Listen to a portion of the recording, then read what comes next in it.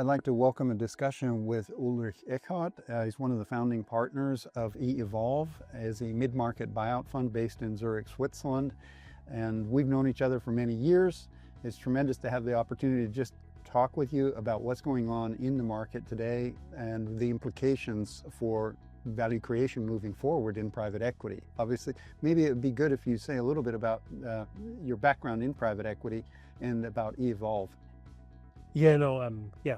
As you just said, we've known each other for ages, so to speak.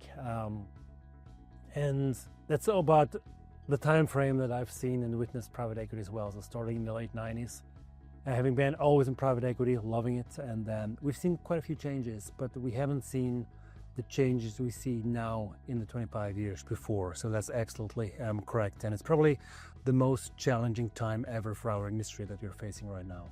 Mm-hmm. And what are some of the indications of that challenge? Yeah, so what we see is, for the first time, it's not a given anymore that a private equity company can raise capital. So we went into fundraising in 2022, 2023. We thought already back then it was extremely difficult. People had told us it would be easy, but that was in 2021. And from what we hear right now, it has become even more difficult, and even funds that have good performance and have shown performance over several cycles have difficulty, finding investors believing into the story. Maybe we can also dwell on that a bit then, what some implications are. Sure, no, exactly that. I mean, the asset class has had a tremendous run over many years, but in 2021, there was an inflection point where less money was flowing into private equity. And at the same time, it's an illiquid asset. Interest rates have gone up. That's an alternative in order to be able to satisfy your actuarial requirements to private equity. What do these things mean for being successful with private equity now going forward? What are the implications to generate really adequate risk-adjusted return? I mean, the difficulty starts already, before going into an investment. Actually, once you have that, you're already halfway through, but actually finding the right companies and finding the right value creation opportunities is where the challenge starts. And it really comes down to what is your USP. In the old days, it was we have money, we have some skills, we have some proven playbooks, and people bought that. Be that on the sales side, be that on the management. And nowadays, what we see is you need to have a unique story. So why should you be the potential buyer? And it's not just price. It's really also understanding, it's helping. In terms of successions, usually it's a founder who wants to stay on board, but not alone. He wants to have somebody who helps him carry the weight of the company.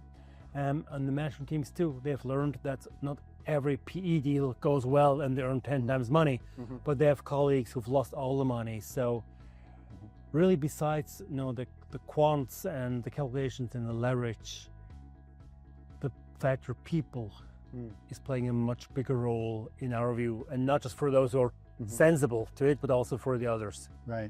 Definitely want to talk about that a little bit more. I would like to understand what you said about specialization is something that we notice also in the market, that the market is bifurcating and you've got these huge multi-asset, multi-jurisdictions funds that are accumulating still a large portion of the available capital, but you've also got niche specialists that have defined exactly how and where they compete.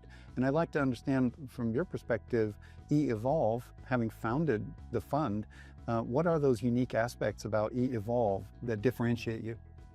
Obviously, we had the opportunity to being challenged by potential investors exactly on that, because the first-time funds, even though we are not the first-time team, and that was one of the big challenges. And we decided to go into the sector and the space where we have in-depth knowledge and experience, so 25 years of experience.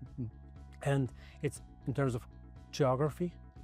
Clearly, if you want to source directly and not only do auctions, you need to do that on site. Additionally, it's also about how do you approach the companies, what do you do with the companies? And leverage is one thing, but that's over. Everybody brings money and can do leverage. And the bigger question is, how do you involve the management? How do you involve the organization? And to us, it's clearly number one, success factor is people. Mm-hmm.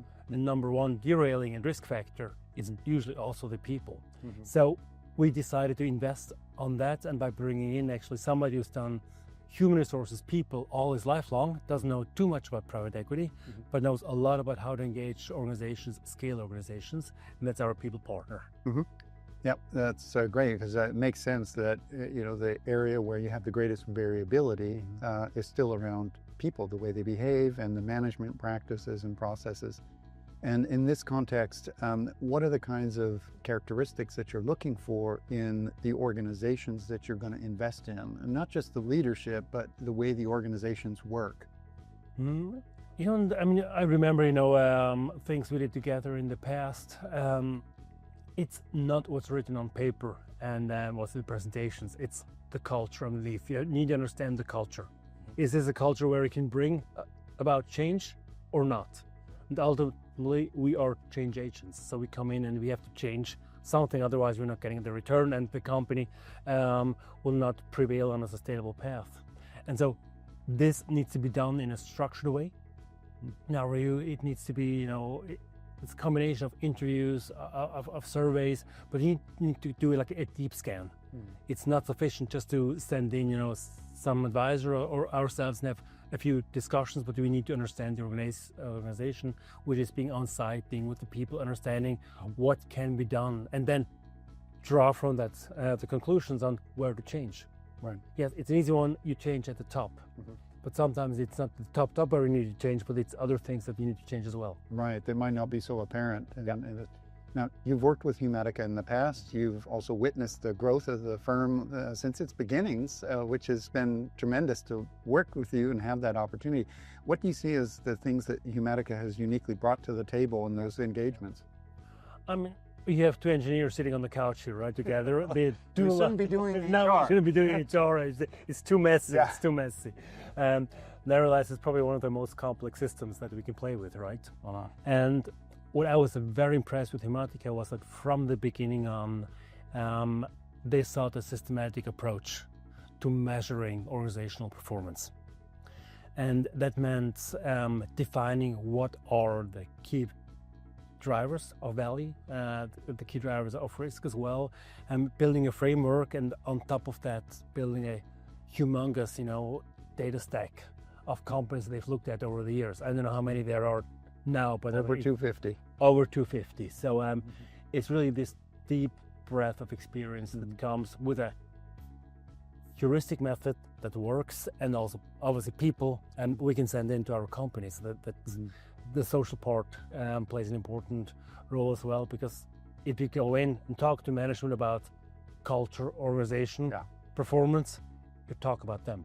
Right. So sure. It's pretty sensitive. It's pretty sensitive, as we've experienced as well, right? Exactly. Yeah. No, 100%. And now with the eevolve, where do you guys want to go? What's the next step for the development of the firm? Yeah. So we clearly decided to stick to our USP.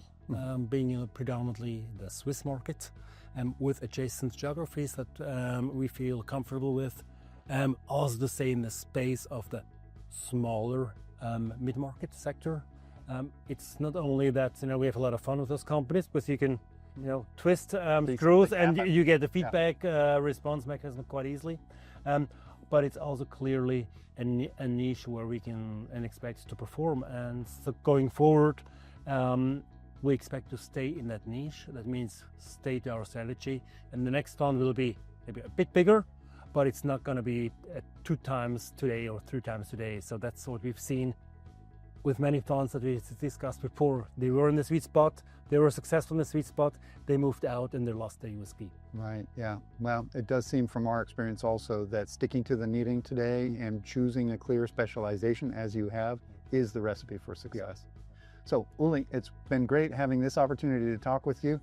Thanks again for all the good cooperation over the years and also these insights. And we'll stay in touch, absolutely. Thank you. Great. Bye-bye.